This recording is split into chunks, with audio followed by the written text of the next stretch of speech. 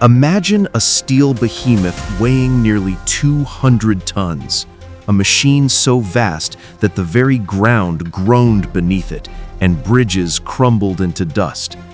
This was intended to be a superweapon, destined to overturn the course of history and bring the world to its knees. Instead of triumph, however, this project became the Third Reich's most costly, absurd, and shameful failure. You will discover how a paralyzing fear of Soviet tanks drove the Germans to lose all sense of reason. We will tell the story of this steel coffin, a machine designed to crawl along riverbeds because it couldn't drive over bridges, and how greed and hubris turned a formidable predator into a helpless victim. The winter of 1941-1942 on the Eastern Front was more than just cold. It was an ice bath for the entire military doctrine of the Third Reich. The seemingly invincible Wehrmacht, accustomed to slicing through enemy defenses with rapid wedges of light and medium tanks, suddenly encountered an obstacle that neither tactical mastery nor crew training could overcome. Alarming dispatches, resembling reports of a natural disaster, flowed incessantly into the headquarters of the Army High Command in Berlin. Reconnaissance and field commanders reported that the Russians possessed technology that defied the German understanding of armored warfare. The Soviet heavy tanks, the KV-1 and KV-2, nicknamed monsters by German soldiers, became a genuine nightmare for the Panzerwaffe. Shells from standard German 37 and 50mm anti-tank guns simply ricocheted off their armor, like hail off a granite cliff, leaving nothing more than scratches on the green paint. But the real shock arrived later, when the intelligence network and prisoner interrogations began to reveal that the Soviet Union had no intention of stopping there. Rumors, growing into frightening details, painted a picture of an impending apocalypse for German armored forces. The Bolsheviks were allegedly preparing to release new, even more colossal combat vehicles, which would make the formidable KVs look like harmless toys. The focus was on breakthrough tanks, with armor and firepower capable of destroying entire units single-handedly. In the corridors of the Reich Chancellery, an atmosphere permeated by a mix of injured pride and escalating panic took hold. Adolf Hitler, who personally oversaw arms development and nurtured a pathological passion for gigantism, viewed these rumors as a personal challenge. In his mind, distorted by the ideology of supremacy, there was no room for a situation where the Slavic enemy could outmatch the Aryan genius in engineering. The reaction was instantaneous, emotional, and, as history would prove, fatal. A categorical political decision was made. Germany must deliver a preemptive technological strike.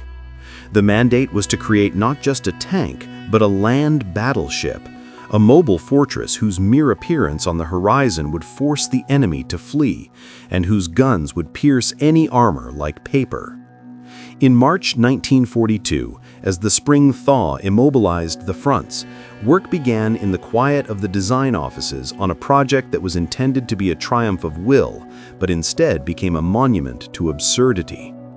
Ferdinand Porsche himself, the Führer's favorite, a brilliant but eccentric designer whose ideas often preceded their time but ignored the harsh reality of military logistics, was brought into the work.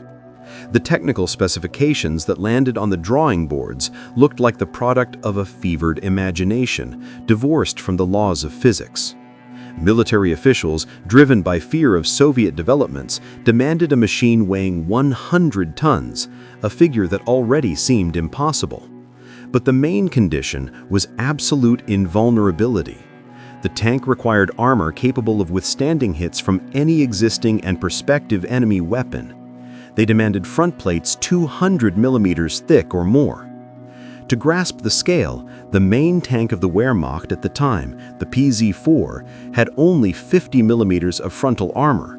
The clients demanded a four-fold superiority. Engineers from the Krupp firm, responsible for the hull and turret, and Professor Porsche's team, handling the chassis and engine, immediately confronted the harsh truth of material science. Steel has its density, and there are no miracles in metallurgy. Initial calculations showed that achieving the specified armor thickness while keeping the weight under 100 tons was an impossible task. It was an equation with no solution within the bounds of common sense.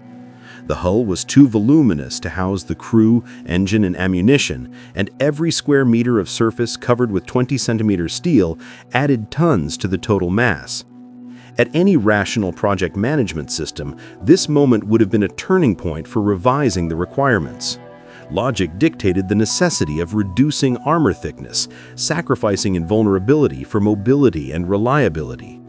But by 1942, the Third Reich was no longer living by the laws of logic, but by the dictates of propaganda and the desires of one man.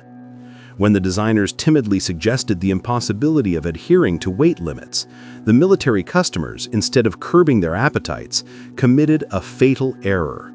They approved the increase in mass. Make it heavier, but it must be impenetrable, was the leitmotif. This decision opened Pandora's box. The insane race for tons began, best described as an engineering death spiral. Once the 100-ton restriction was lifted, the design process, now unchecked, ran wild. The tank's weight began to grow incrementally but relentlessly, like a snowball rolling downhill. First, the limit climbed to 120 tons. Engineers added armor to the sides so the tank wouldn't fear flanking attacks. Then it became clear that moving such a behemoth required a more powerful engine and reinforced suspension, which again added weight. From 120, it soon jumped to 140, and then 150 tons. Every new meeting at the Führer's headquarters brought fresh demands. Reinforce the turret roof, add protection against mines, install a more powerful radio. The tank was visibly ballooning. During this frantic race, the original codename Mammut, which means mammoth, seemed insufficiently secret, or perhaps too literal. In a burst of peculiar German humor, or perhaps an attempt to confuse enemy intelligence, the giant was christened Mäuschen, meaning little mouse, which later transformed into the final, laconic, and utterly ironic Maus. This name became a symbol of the grotesque. The largest, heaviest, and most deadly machine in human history bore the name of the smallest and most timid rodent. The final mass of the monster settled at the fantastic mark of 188 tons. That is the weight of 3 modern Abrams tanks, or an entire company of T-34s. But creating a mobile bunker was only half the task. It had to be armed to leave no doubt of its superiority.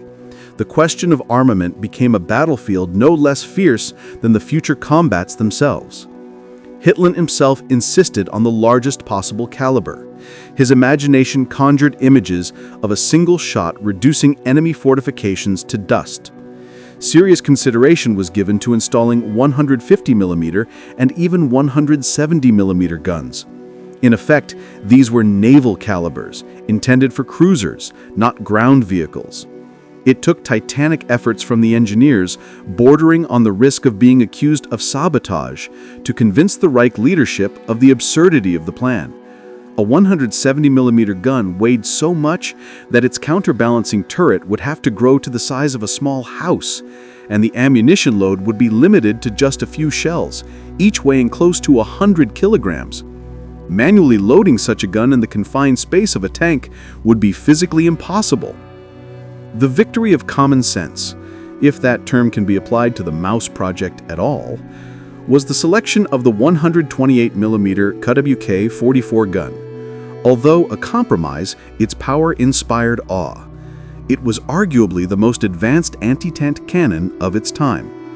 Its armor-piercing shell, weighing nearly 28 kilograms, 62 pounds, left the barrel at a monstrous velocity, retaining lethal force over distances exceeding 3 kilometers. During range tests, this gun's projectiles pierced concrete blocks and armor plates of any thickness. Among production vehicles, only the super-heavy self-propelled gun Jagdtiger received this system. For a tank with a rotating turret, however, it was groundbreaking. But the designers understood that such a powerful gun had an Achilles heel: a low rate of fire. The shells were separate loading, shell and powder casing loaded separately, and even two loaders required significant time to prepare the gun for firing. In a battle against a maneuverable opponent, these seconds could cost lives. Furthermore, turning the multi-ton turret was a slow process. If the Maus missed or encountered a group of light targets, it would be defenseless. To compensate for this weakness, an unprecedented decision was made. A coaxial 75mm gun was installed next to the main caliber in the same turret. This was a fully fledged tank cannon, which had been the main armament of PZ-4 tanks in the early stages of the war.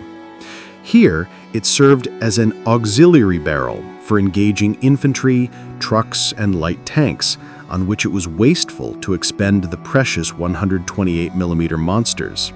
This twin-barreled duo was complemented by an MG-34 machine gun for close defense. Yet even this seemed insufficient. The designers, striving to create a universal soldier, planned to install an automatic 20mm anti-aircraft cannon on the turret for protection against planes. Flamethrowers were also planned for the rear of the tank, remotely controlled to burn infantry that dared to approach the machine's blind spot. The military's fantasy knew no bounds, but physics intervened again, mercilessly. Every additional device required space, crew, and critically, added weight. The internal volume of the turret, despite its external vastness, was severely restricted by the massive breeches of the huge guns. The six-man crew was cramped. Consequently, in the endless struggle to reduce mass, the anti-aircraft gun and flamethrowers had to be abandoned, leaving the Maus vulnerable from the air and the rear. Built in metal, the Maus was a sight that mentally crushed observers. When the first prototype rolled out of the factory floor, workers and military officials froze. It was a mountain of steel nearly 4 meters high, over 3.5 meters wide, and over 10 meters long, with the gun forward. Its tracks were so wide, more than a meter each, that only a narrow tunnel remained between them under the hull. The sound of its engine made the ground tremble long before the machine itself appeared. It seemed that the mere presence of such a giant on the battlefield would demoralize the enemy, forcing them to drop their weapons and flee. However, the combat effectiveness of the Maus remained a theory, a grand hypothesis unproven by practice. History, like an experienced playwright, denied this tank the opportunity to prove itself in real combat, turning its fate into a tragic farce. Had the fanatical personnel at the Kummersdorf testing ground decided to sacrifice themselves for the Führer, they might have attempted to drive the vehicle towards the advancing Soviet forces.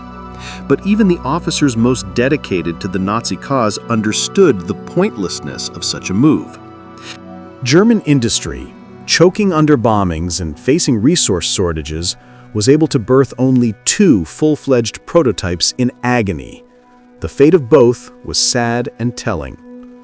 The first prototype, equipped with a dummy turret, a load simulating the weight, was used for running tests.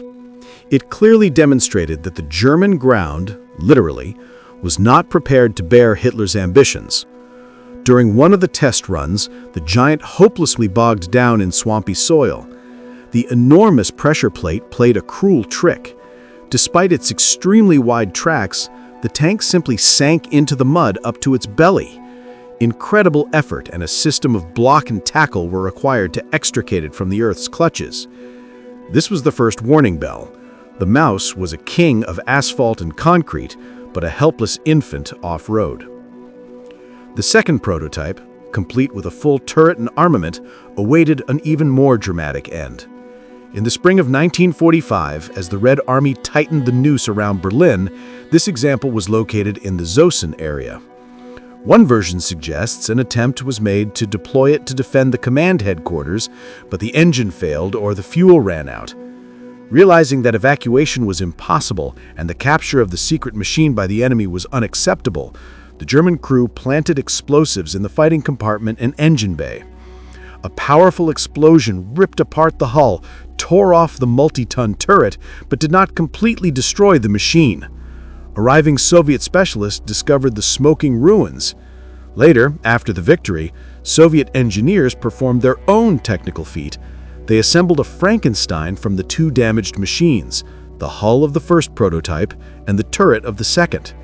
This hybrid was delivered to the Kubinka testing ground for comprehensive study and firing trials, and it stands today in the museum, astonishing visitors with its scale and serving as a reminder of the dead-end path of engineering gigantism. But let us conduct a thought experiment and imagine the Maus actually reaching the front. On paper, its characteristics were not so bad for its mass. The electric transmission, Porsche's unique solution, allowed it to start smoothly and turn in place. Two electric motors, powered by a generator driven by a huge gasoline and later diesel engine, propelled the tank up to 20 kilometers per hour or 12.4 miles per hour. This seems like a snail's pace, but for a mobile pillbox, it was acceptable. It could demolish house walls, knock down trees, and cross 3-meter-wide trenches. However, the main problem lay in logistics, or rather, its complete absence. Europe's infrastructure was not built for such loads. Most river bridges had a maximum load capacity of 30 to 40, maximum 60 tons. The Maus, at 188 tons, would have collapsed any crossing, never making it halfway. The Germans were well aware of this. To solve this problem, a complex, expensive, and dangerous underwater driving system was developed. The idea was that tanks had to cross rivers in pairs. One tank, remaining on the bank, acted as a power station. It fed electricity via a cable to the electric motors of the second tank, which, sealed, submerged and crawled along the riverbed to the other side. Air for the crew was supplied through a giant telescopic snorkel. Once across, the first tank powered the second, and it repeated the maneuver. On paper, this looked brilliant. In reality, it was an operational nightmare. Imagine preparing for such a crossing under enemy fire. Sealing the vehicle, unrolling cables, descending into murky water, the risk of getting stuck on a muddy bottom in a steel coffin. This took hours, which simply didn't exist in modern warfare. In essence, any serious river became an insurmountable obstacle for the Maus, unless a second identical tank and perfect conditions were present nearby. The Maus became a genuine curse for the Wehrmacht's supply services. Its gluttony was legendary. For 100 kilometers of travel over cross-country terrain, this monster required thousands of liters of fuel. In the environment of 1944-1945, when the German army was suffering from a brutal fuel shortage, when Luftwaffe planes could not take off due to empty tanks, refueling the Maus looked like criminal extravagance. A single battalion of these tanks could have drained the fuel reserves of an entire army group. The problem of evacuation was even more acute. A rule existed in the tank forces. If a tank broke down, a recovery vehicle would haul it in for repair. But no recovery vehicle existed in the world for the Maus. To move a damaged giant, 3 or 4 standard 18-ton prime movers would have to be coupled together. This would turn into an entire military operation. If the Maus sustained damage to its running gear on the battlefield, it effectively became a stationary firing position, doomed to destruction or capture. Camouflaging it was impossible. It towered over bushes and single-story houses, and its tracks were visible from a reconnaissance plane miles away. And yet, despite the project's obvious absurdity, the Nazi leadership remained fully determined. They sincerely believed in the Wunderwaffe, the wonder weapon. Plans were made to launch the Maus into serial production, to build hundreds of such machines. Had these plans materialized before 1944, the war might have taken an even bloodier turn. But history itself intervened. On the night of March 5th the 6th, 1943, hundreds of RAF bombers delivered a devastating blow to Essen. The main targets were the factories of the Krupp concern, the heart of German heavy industry. Bombs destroyed the workshops where the hulls and turrets for the super-heavy tanks were being manufactured. The tooling was annihilated and documentation burned. This event essentially doomed mass production. The program had to be curtailed, limited to completing the 2 prototypes already started. The Germans had experience building gigantic guns, like the famous 800mm Dora. But the Dora moved on specialized railway tracks, was serviced by thousands of men, and was covered by an entire anti-aircraft regiment. A tank, however, must operate autonomously in the mud, in the chaos of the front line. Applying the logic of railway artillery to tanks was a fundamental failure of strategic thinking. All these colossal costs and inconveniences could have been justified only if the Maus had truly proven absolutely invulnerable. If it could, like an icebreaker, smash through enemy defenses without taking damage. But analysis shows this was a dangerous illusion. The Maus was built for a war that had already ended. It was ideal for positional duels, but hopelessly obsolete for maneuver warfare and the age of air superiority. The enormous slow Maus was the dream of any fighter-bomber pilot. From above, it presented a giant target spanning tens of square meters. The designers, having increased the frontal armor to 200mm, could not do the same to the roof, otherwise the weight would have exceeded 250 tons. The armor of the hull and turret roof ranged from 65 to 100mm. This is considerable for a horizontally flying shell, but negligibly thin for an aerial bomb. A direct hit from even a 250 kilogram, let alone a 500 kilogram bomb, guaranteed the machine's destruction. The shock wave would break internal mechanisms, concuss or perish the crew, and detonate the ammunition.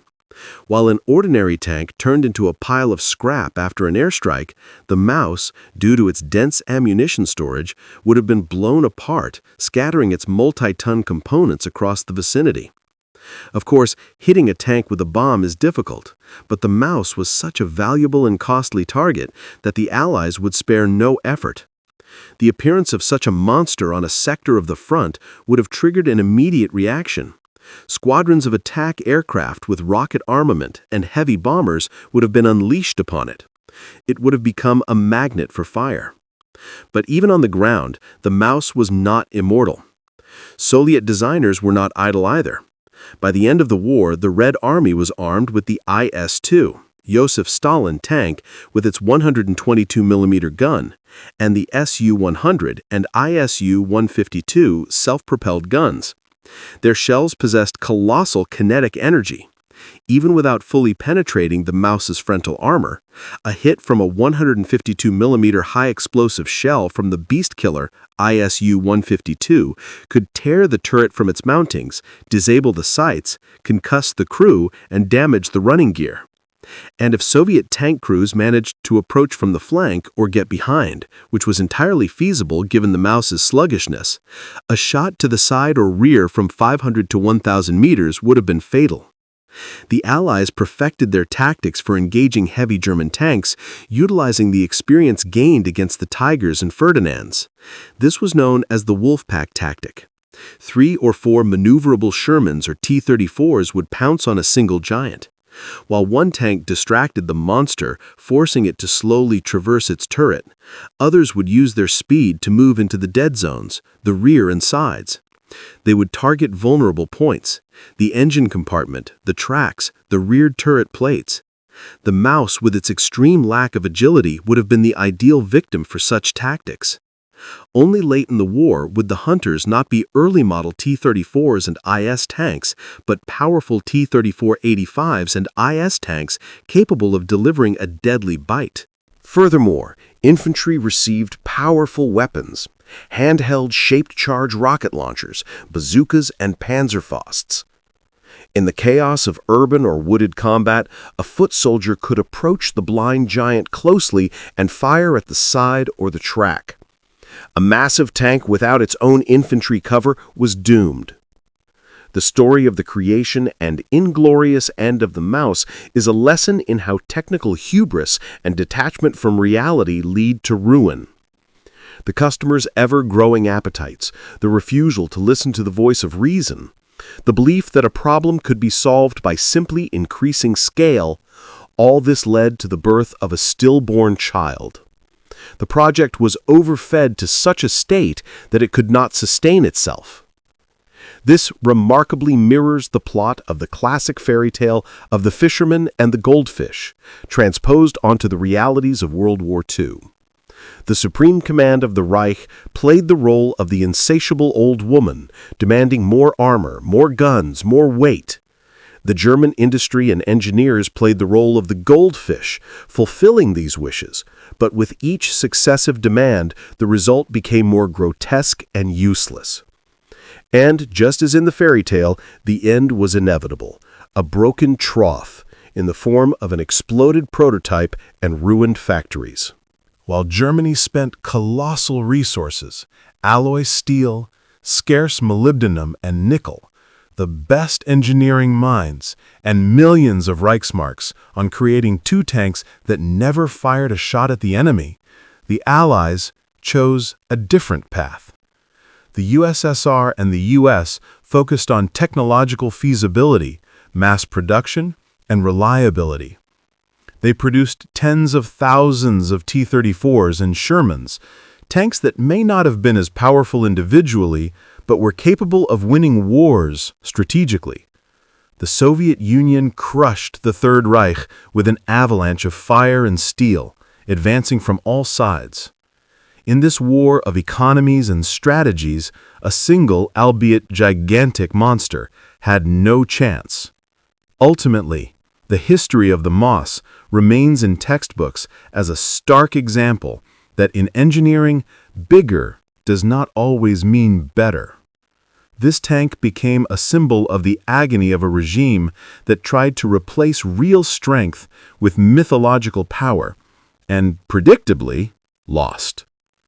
Today, looking at this gray cliff of armor in the Kubinka Museum, we see not a fearsome weapon, but a monument to human delusion and the technical dead end into which one of history's most aggressive regimes drove itself.